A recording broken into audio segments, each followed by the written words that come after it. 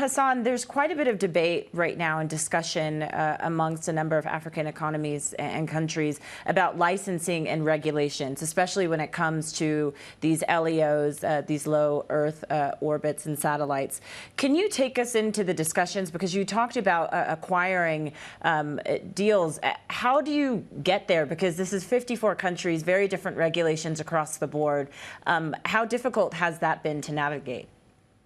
So this has not been done in a very short term. It's been a while discussed. There has been a lot of discussions ongoing through us, through Esri, with the African nations, with the African Union, with the African space agencies. We've been actually building the momentum through such agencies. And I want to re-emphasize on the African Union Development Agency, specifically the Environment and Sustainability Director, where their involvement in such program to understand the need, to understand how do we actually go about this program, how will this benefit the different the different nations in this continent would be is very important to us. So we are partnering as much as possible all the different stakeholders, all the different key players in this domain, so that we make sure that not only that we're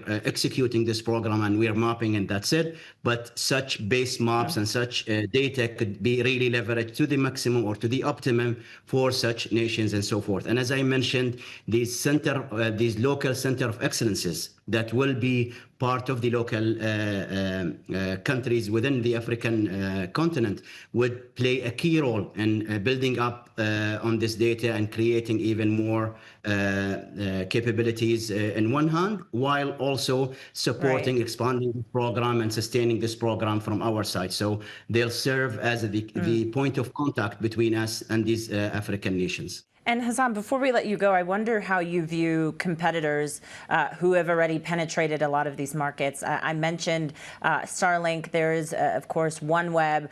Amazon is also coming in. There's quite a bit of companies that are trying to do similar things to what Space42 is doing. Can you compete with some of these other players?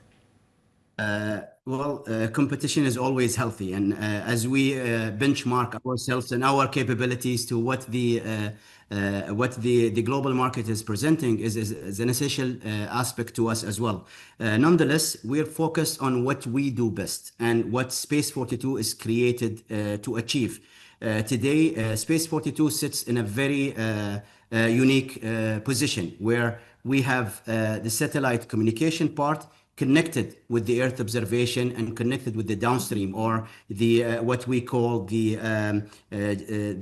data processing and the geospatial data that we're creating. So we are offering not only the communication part, but the geospatial part, and connecting those two worlds through a lot of different means. Strategically, we can talk about IoTs and direct-to-devices, a lot of connectivities where the world of, or the science of where, is connected with the telecommunication world. This is something unique about Space42, and this is what we are focused on. We're more conscious about what we are building and what we are actually expanding our capabilities in, and this is what we will apply. And of course, comes at the top of our priority is how our services is going to be beneficial to these nations, beneficial to our partners and clients in general across the globe, and how it's actually benchmarks in terms of quality and capability and use cases against any other competition as well, without specifying any competition as we go.